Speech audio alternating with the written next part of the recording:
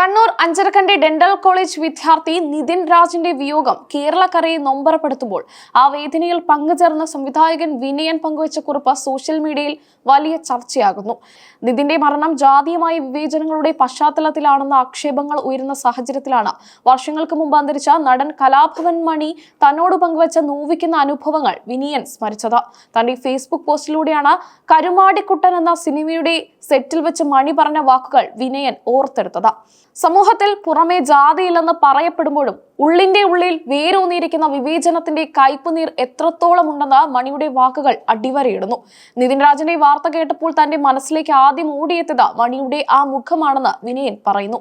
കുട്ടനാട്ടിലെ അധംസ്ഥിതനായ ഒരു യുവാവിന്റെ കഥ പറഞ്ഞ സിനിമയായിരുന്നു കരുമാടിക്കുട്ടൻ. ആ സിനിമയുടെ ചിത്രീകരണ വേളയിൽ ഒരു സീനിനെ കുറിച്ച് ചർച്ച ചെയ്യുമ്പോഴാണ് മണി തന്റെ പഴയകാല സ്കൂൾ അനുഭവങ്ങൾ വിനയനോട് പങ്കുവച്ചത്. നാടാകെ മാറിയെന്നും വിവേചനമില്ലെന്നും അധ്യാപകർ പോലും പഠിപ്പിക്കുന്നുണ്ടെങ്കിലും യാഥാർത്ഥ്യം മറ്റൊന്നാണെന്ന് മണി വിശ്വസിച്ചിരുന്നു. സ്കൂളിൽ പഠിക്കുന്ന കാലത്ത് പരീക്ഷാഫലം വരുമ്പോൾ തനിക്ക് എപ്പോഴും മാർക്ക് കുറവായിരുന്നുവെന്ന് മണി പറഞ്ഞിരുന്നു. മിക്കവാറും സംപൂജനായിരിക്കും ഫലം. മാർക്ക് കുറഞ്ഞവരെ മാഷുമാർ ശകാരിക്കുക പതിവാണ്. എന്നാൽ മറ്റു കുട്ടികളെ ശകാരിക്കുന്നത് പോലെയല്ല താൻ ഉൾപ്പെടെയുള്ള ഒരു പ്രത്യേക വിഭാഗത്തോടുള്ള മാഷുമാരുടെ പെരുമാറ്റമെന്ന് മണി വിനയനോട് വെളിപ്പെടുത്തി. ചില വിദ്യാർത്ഥികളെ ശകാരിക്കുന്നതിന് പകരം മാഷുമാർ അതിക്രൂരമായി പരിഹസിക്കുമായിരുന്നു. ആ പരിഹാസം കേട്ട് ക്ലാസ്സിലെ മറ്റു കുട്ടികൾ ചിരിക്കുമ്പോൾ മാഷും അവർക്കൊപ്പം ചേരും. ആ പരിഹാസം വെറുമൊരു തമാശയായിരുന്നില്ല, മറിച്ച് ആ വ്യക്തിയുടെ ആത്മാഭിമാനത്തെ മുറിപ്പെടുത്തുന്ന ജാതീയമായ കുത്തുവാക്കുകളായിരുന്നുവെന്ന് വിനയൻ കുറിപ്പിൽ വ്യക്തമാക്കുന്നു. പുലയനും പറയനും ഒന്നും സ്കൂളിലെ പഠിത്തം പറഞ്ഞിട്ടില്ല എന്നായിരുന്നു അന്ന് അധ്യാപകൻ ക്ലാസ്സിൽ വിളിച്ചു പറഞ്ഞിരുന്നത്.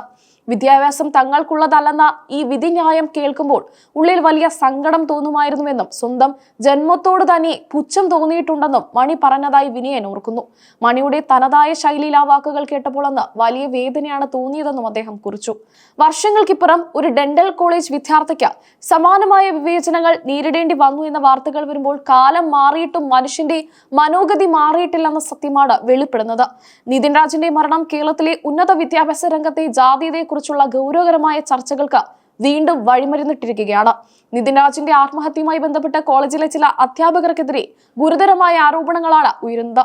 ജാതീയമായ വിവേചനം മൂലം പഠനത്തിൽ തടസ്സങ്ങൾ നേരിട്ടതും നിരന്തരമായ മാനസിക പീഡനങ്ങളുമാണ് നിതിനെ ഇത്തരമൊരു കടുംകൈക്ക് പ്രേരിപ്പിച്ചതെന്നാണ് ബന്ധുക്കളുടെയും സുഹൃത്തുക്കളുടെയും വാദം.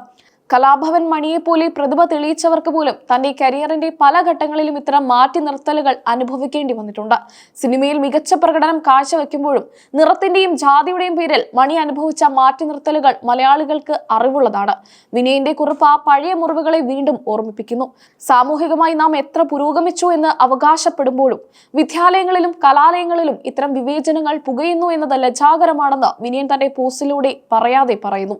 നിതിൻ രാജിന്റെ വിയോഗം ഒരു വ്യക്തിയുടെ നഷ്ടം മാത്രമല്ല, മറിച്ച് നമ്മുടെ വിദ്യാഭ്യാസ രീതിയിലെയും സാമൂഹിക കാഴ്ചപ്പാടിലെയും പരാജയം കൂടിയാണെന്ന ചിന്തയാണ് ഈ കുറിപ്പ് നൽകുന്നത്.